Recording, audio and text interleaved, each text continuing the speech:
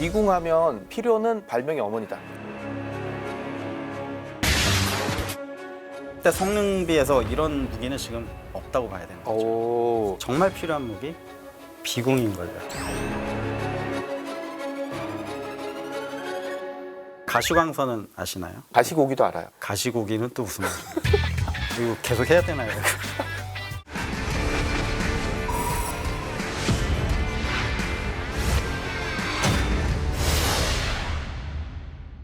전 세계 방산 시장의 새로운 강자로 떠오른 K방산. 세계가 주목하는 자랑스러운 K-웨폰을 파헤치는 시간! 리얼 웨폰 K!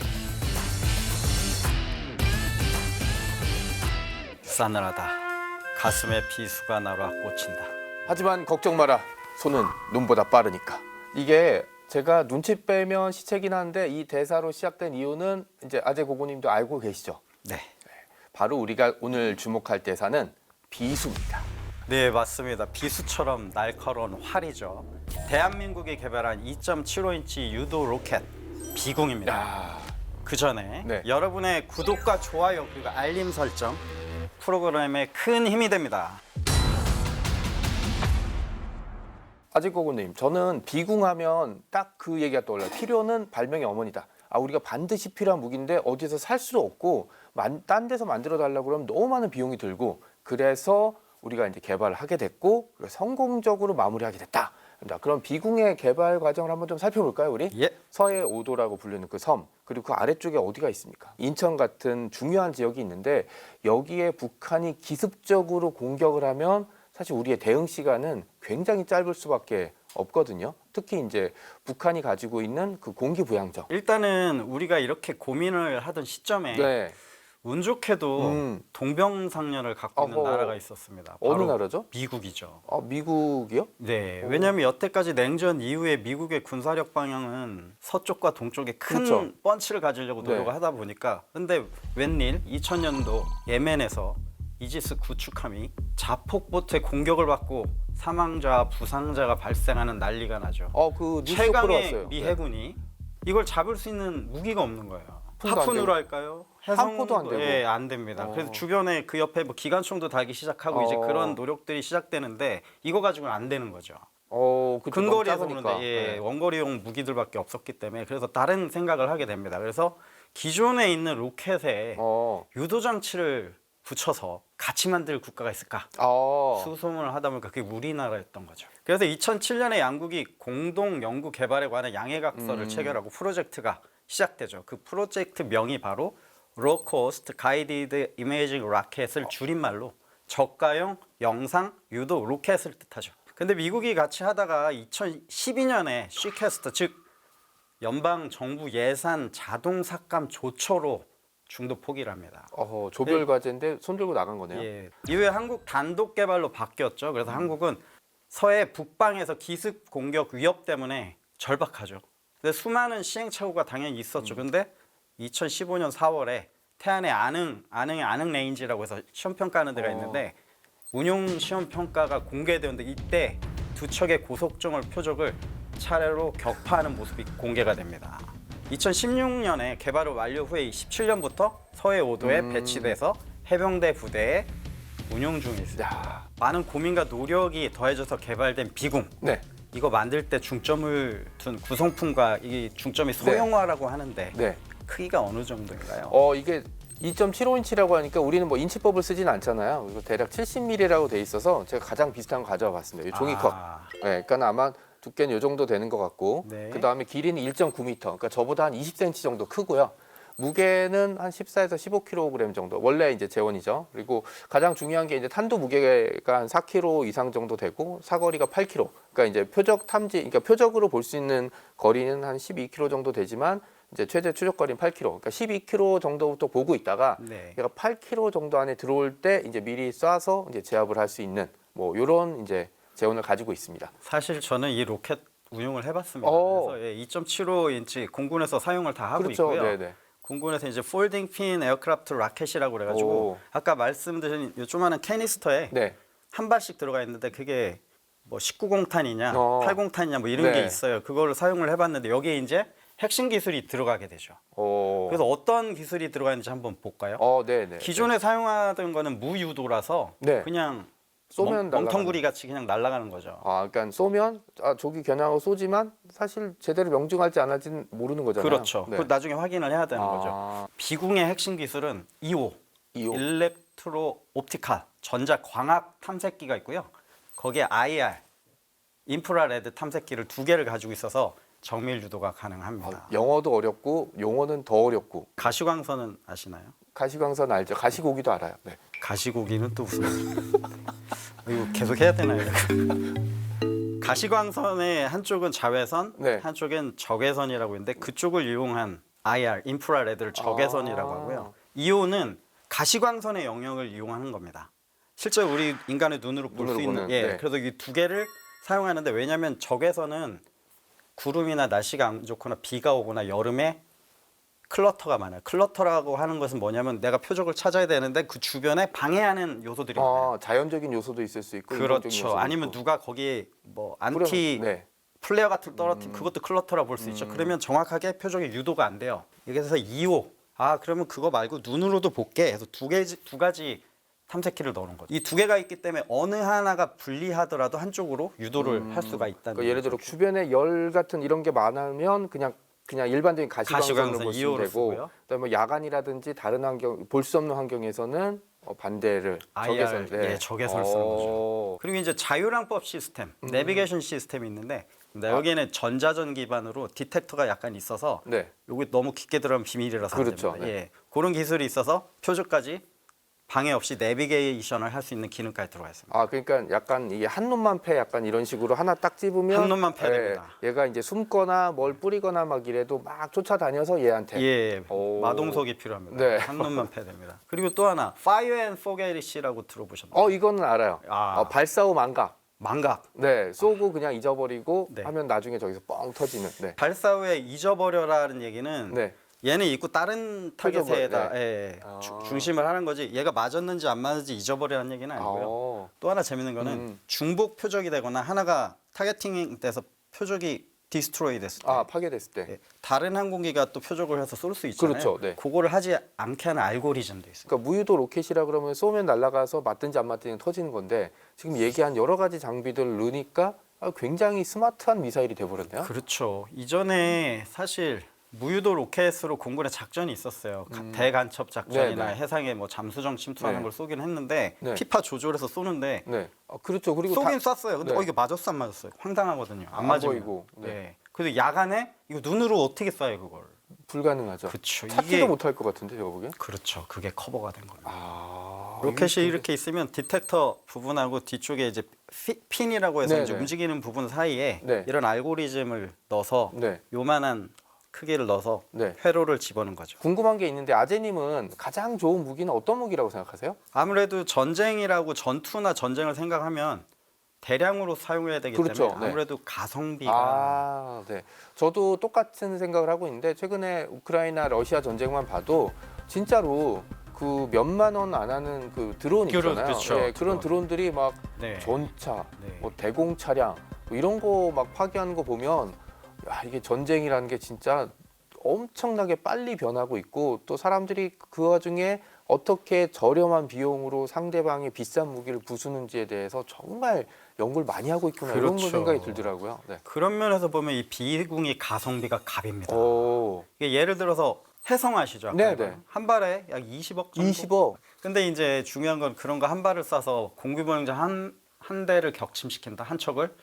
그리고 대한미사일은 탑재된 양이 정해져 있을 거예요. 4발, 8발이니까 그거 다 쏘고 나면 아무리 큰 배라고 해도 대응할 수 있는 게 이제 한 포 정도밖에 안 남는 거잖아요.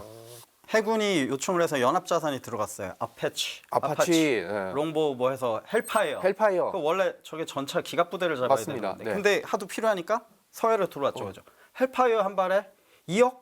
근데 우리 비공 가격 제가 보기엔 한 4천만 원 가량 정도. 4천만 원? 가격이 그때 성능비에서 이런 무기는 지금 없다고 봐야 되는 거죠. 해군은 지금 전력 증강되면서 북한 해군 대비 절대로 진다고 생각 안 합니다. 그렇죠. 근데 작전에서 지금 비궁이 왜 주가가 올라가고 있냐, 해군이 아무것도 안 하냐 그게 아니라 적 해군과 우리 해군이 전투를 벌일 때 네. 적의 전투함과 우리 전투함이 하푼이나 이런 걸로 교전을 하고 있을 때 그 사이에 고속정 전력들을 치고 공기부에 들어오는. 차서 그 사람들은 누구를 싣고 있느냐? 해군 저격여단 또는 북한의 특수부대. 특수작전부대. 우리가 얘기하는 뭐 칼 던지고 이런 분들이 아니라 제2전선을 만들려고 우리 앞쪽 전선 뒤에서 제2전선을 형성하려고 하는 특수부대들이 들어옵니다. 이거를 막기 위해서 연합전력까지 들어온 거죠. 아니 해군 혼자 다 할 수 있어요. 근데 그런 전력까지 막기는 지금 해군의 전력이 부족하다. 그렇죠. 이게 위협인 거죠. 그래서 바다는 넓으니까. 예, 지금 백령도에 상륙하고 이런 것도 있지만 우리 전면전 때 완전 우리 이작전사 구역으로 들어오는 적을 물리쳐야 되는 거예요. 그렇죠. 그 병력이 장난이 아닙니다. 그런 걸 가능하게 하는 무기가 이렇게 값싼 무기지만 정말 필요한 무기 비공인 거죠. 미국의 FCT 프로그램으로 무인 수상정 발사대 시스템까지 개발하면서 해양 플랫폼까지 적용해서 영역을 넓힙니다. 무인 함정용 비공으로 개량돼서 시범 운용이 되고 있다고 합니다. 이렇게 되면 함대함이면 이제 수세적으로 방어하던 시기에서 우리가 좀 더 나가서 기동하면서 방어를 하고 육지까지 들어오는데 1차 방어선을 유지할 수가 있겠죠. 공대함, 어패치 뭐 이런 거 얘기했는데 헬기, 적외선 영상 탐색지 여기서는 IR뿐만 아니라 반능동 레이저 또는 레이더 뭐 이런 거를 통해서 바꿔달아서 공격용 헬기의 유도 로켓으로 개발할 예정이라고 합니다. 우리 LAH 아시죠? 미론. 예, 거기에 가능하다고 합니다. 달게 되는구나. 그 지금처럼 육해공 모든 플랫폼에 적용되면은 그만큼 가성비도 좋은 장비가 대량으로 사용되게 되면 더 많이 가격도 다운될 거고 운용이 많이 되게 되면 노하우도 많이 쌓이게 될 거고 그야말로 이제 만능 장비로 만능 무기로 거듭나게 된다고 볼 수 있는데요. 지상은 이제 우리가 이제 전력화되어 있고 말 나온 김에 이제 비공 수출국을 좀 살펴보면요. 2022년에 사우디에 수출이 돼서 프랑스에서 도입한 고속 초계정에 이제 여기 비공을 장착했고요. 아랍에미리트 연합에서는 팔루자 3라고 부르나요? 이 연안 순찰선에 이제 비공을 탑재한 걸로 알려져 있고 역시 고위드급을 도입할 예정인데 이것도 프랑스제 초계함이죠. 이 초계함에도 비공을 탑재할 예정으로 알고 있습니다. 근데 또 쓰면 다시 사야 될 거 아니에요. 그렇다고 우리 거 처음에 샀는데 다른 나라 걸 쓸 수는 없을 테니까 이 장비가 운용될 때는 내내 우리 거를 써야 될 테니까 비공을 플랫폼으로 탑재하는 무기 체계는 모두 다 이제 계속 사야 되는 거네요. 무조건. 그렇죠. 한번 맛을 들리면 계속 리로드 해야 되는 거죠. K 방산의 또 장점이 한 번도 안 쓴 나라는 있지만 한 번만 쓴 나라는 또 없잖아요. 그렇죠. 사우디하고 UAE가 왜 우리의 비공을 샀을까? 거기도 위협이 좀 비슷한 상황이에요. 거기 바다를 하나를 두고 건너가 어느 나라죠? 이란이죠. 그렇죠. 이란이 제대로 된 해군보다는 초계정이나 작은 그렇죠, 봤습니다. 그런 전력, 반전수정. 그렇죠. 그런 전력들이 있기 때문에 공동의 유나이티드 방어 전선을 피고 있는 사우디와 UAE가 큰 해군 전력이 그렇게 세지 않거든요. 하지만 상륙해오는 그런 전력들을 막고 싶다. 비공 같은 딱이죠. 그렇죠. 왜냐하면 쳐들어오는 상대방 이란에도 뭐 대형 함정보다는 북한제 밤잠 수정 아니면 고속정 모터보트 수준의 거의 작은 배도 있는 걸로 봤거든요. 거기 해군이 좀 약하기 때문에 좀 이렇게 미국이나 큰 함선보다는 작은 함선들이 쓰는 저런 가성비 있는 무기들이 잘 되고 있고 제가 2023년 마덱스라고 해서 UAE에 있을 때 제가 직접 확인을 했습니다. 엄청난 무인 수상정들하고 유도 로켓들 그걸 살려고 하는 나라들 팔려고 하는 나라들 그쪽 나라들이 그게 되게 관심 있었습니다. 중동에 이제 수출이 됐고 그리고 또 어떤 나라가 우리 이 비공에 또 관심을 가질 수 있을까요? 하고 싶었는데 못했던 나라 하나 있죠. 미국입니다. 미국.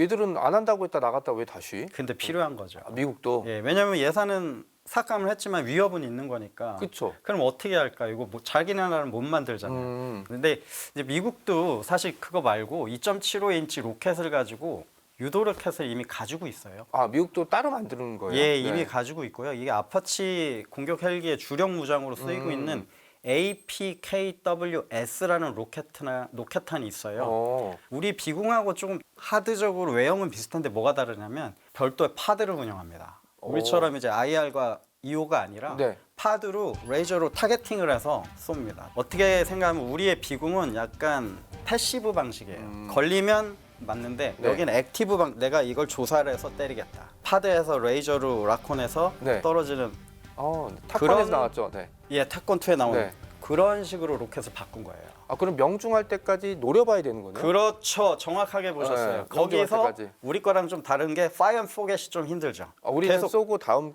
타겟 넘어갈 수 있지만 이쪽은 데지그네이트를 명중할 때까지. 계속 해줘야 되는 거죠. 아. 그런 방식인데 정확도는 있습니다. 이게 이제 히드라 로켓을 가지고 유도 버전으로 네. 만든 거거든요. 이제 2012년에 이미 실전 배치가 됐고요. 90%의 명중률을 가지고 있습니다. 왜냐하면 조준하고 파이어 앤 포겟 망각을 하지 않고 계속 생각을 하고 있는 거죠. 그리고 얼마 전에 우크라이나에서 러시아제 순항 미사일도 요격을 했고, 이걸로요? 예, 그리고 네. 무인기도 요격을 했은 그런 사례가 있습니다. 그래서 이제 비공이랑 약간 컴페티션하는 하청? 관계가 되겠는데, 네. 근데 제가 보기에는 가격이 또 이게 비싸요. 레이저 키트를 달아야 되고 그게 날개를 다 움직여야 되기 때문에, 네. 그래서 레이저 유도 방식을 해서 명중률은 되게 우수한데 조준 단계에서 명중할 때까지 계속 맞을 때까지 봐야 됩니다. 우리 거랑 좀 다른 방식이죠. 그러니까 우리는 여러 개의 타겟을 공격할 수 있는 장점이 있는 반면 미국은 그냥 진짜로 한 놈만 패네요. 원샷 원킬입니다. 원샷 원킬, 넥스트 원샷 원킬. 그러면 명중률이 높다는 게 뭐 딱히 완전 장점은 아니게 돼 보이는 거네요. 그거는 케이스 바이 케이스가 어떤 그렇죠. 작전에 쓰느냐에 다른데 지금 우리의 위협에서는 네, 우리께 좀 더 적합하지 않나. 그렇죠. 중요한 거는 전쟁에서 가성비가 중요하죠. 그렇죠. 미 해군 같은 경우는 최근 예멘 내전에서 이제 주도권을 잡고 있는 후티 반군과 계속 이제 해상에서 전투를 벌이고 있잖아요. 무인 해상 드론 이런 것들 이용해서 미 해군은 어떻게 보면 예상보다 궁지로 몰아넣고 심지어 5인 사격이긴 하지만 그렇죠. F-18도 한테 떨어졌어요. 네. 후티 반군의 표적도 소형의 고속정이죠. 그렇죠. 네. 그리고 이제 한 대가 와서 왔다 갔다 하면 뭐 레이저 유도가 가능하겠지만 그렇죠. 네. 이게 동시에 다방면에서 괴롭힌다고 그렇죠. 아무리 상어가 또는 늑대가 표적을 잡을 때 한 마리가 가서 하지 않잖아요. 네. 합동을 하잖아요. 그렇죠. 협동을 하고 이렇게 되면 좀 문제가 달라지겠죠. 그래서 다중 목표 공격이 가능한 우리의 비궁 이걸 도입하려고 염두에 두고 있답니다. 사실 그래서 그런지 미국 수출이 초읽기에 들어갔다는 얘기도 좀 나오고 있고 네. 뭐 성능 검증도 마쳤다 이런 얘기가 있잖아요. 그 FCT를 통해서 이제 도입이 될 거라고 예상이 되고 있는데 미국이 자국에서 생산하지 않는 동맹국의 우수한 장비를 이제 시험 평가에서 미국의 이제 주력 무기 체계로 확보하는 그런 프로그램을 FCT라고 이제 부르고 있고요. 미국은 2019년에 이제 미국 FCT 프로그램 대상으로 이제 지정이 된 상태. 그리고 1차 실험도 이제 성능 위주, 유도탄 성능 위주로 진행이 되었고 2020년부터는 미국의 요구에 맞춰서 이제 소형 함정용 발사 체계 개발에 착수. 그러니까 무인 수상 드론에 이제 탑재해서 그냥 그 나가서 그냥 목표물을 탐지하고 발사할 수 있게 하는 뭐 그런 개발까지 진행이 되고 있고 이후에 진행된 FCT 2차 사업은 4단계로 진행이 돼서 우리나라 대한민국 그리고 미국 키웨스트, 샌디에고, 하와이에서 각각 이루어졌는데 아마 해상 환경이 서로 다른 곳에서 테스트를 한 것 같습니다. 마지막 테스트로 확인된 게 림팩 2024였는데 이때는 6발의 표적을 모두 명중해서 지난 5년간의 테스트에서 무려 100% 명중률을 100%. 예, 그렇죠. 뭐 사실 천재가 시험을 쳐도 한두 문제는 틀리는데 우리 비궁은 모두 명중하는 이런 성적을 거두면서 최종 시험 평가를 잘 통과했습니다. 네. 그리고 이제 최근에 해군의 어떤 트렌드 중에 하나가 이제 무인화이고 그다음에 한미 해군도 이제 무인화 프로그램을 좀 적용하고 있는데 여기에 이제 하나에 이제 기반해서 이제 진행이 되고 있고요. 그 비궁의 명중 오차가 한 1m 정도라고 알려져 있는데 네. 이번 실험, 이렇게 영상으로 봤던 실험을 통해서 뭐 굉장히 1m 이하로 이제 나타났다라는 얘기도 좀 나와 있습니다. 그래서 전 진짜 궁금해요. 그래서 미국 수출 될 것 같으세요? 근데 미국 수출 얘기가 나올 때 재밌는 후담이 하나 있는 게 고속정 같은 표적을 3척을 준비를 했는데 세척, 네. 거기다 2발씩 소개를 했는데 6발, 네. 근데 이제 너무 표적이 명중을 잘했잖아요. 네네. 그 앞에 거 2발하고 마지막은 바람이 좀 불었는지 네. 표적을 더 이상 견인을 못했나 봐요. 근데 아. 이제 앞에 거 2발해서 표적을 다 부셨어요. 네. 근데 뒤에 것도 2발 더 쏴야 될 거 써야 아니에요. 될 거 아니에요. 네. 거기 잔해가 한 2m짜리 2m짜리. 거기 잔해를 갖다 정확하게 맞고 어우, 그때 미군들이 헐. 망할 뭐 이런. 예, 네. 그래서 미국에서 놀랬답니다. 이 정확도 대단하구나. 그래서 아까 1m 오차 이내로 네네. 맞는다는 게 아마 거기서 나온 얘기. 약간 배가 부서진 배에 혹시 누가 살아남을 수 있을까 봐 거기도 거기를 쐈구나. 쐈는데 이제 거기를 트래킹해서 맞춘 한- 거죠. 근데 이제 약간의 정보에 의하면 미국은 올해 유무인 전력, 유령 함대 들어보셨나요? 고스트십. 네. 그게 운영할 예정이랍니다. 올해 아마 추적해야 될 사건들이 많은데 이게 나올 때 무인 수상정에 탑재할 수 있는 비공 발사체 구매를 검토 중에 있다고 합니다. 무기 체계라는 건 사실 어떤 장비에 장착해서 사용하느냐에 따라서 가능성이라든지 확장성이 무궁무진하니까 비공이 여기에 아주 중요한 역할을 해줬으면 하는 바람이 있습니다. 네, 오늘 그럼 비공 이야기 네. 여기까지 하겠습니다. 대한민국이 세계 4대 방산 강국이 되는 날까지 저희는 계속 찾아뵙겠습니다. 감사합니다.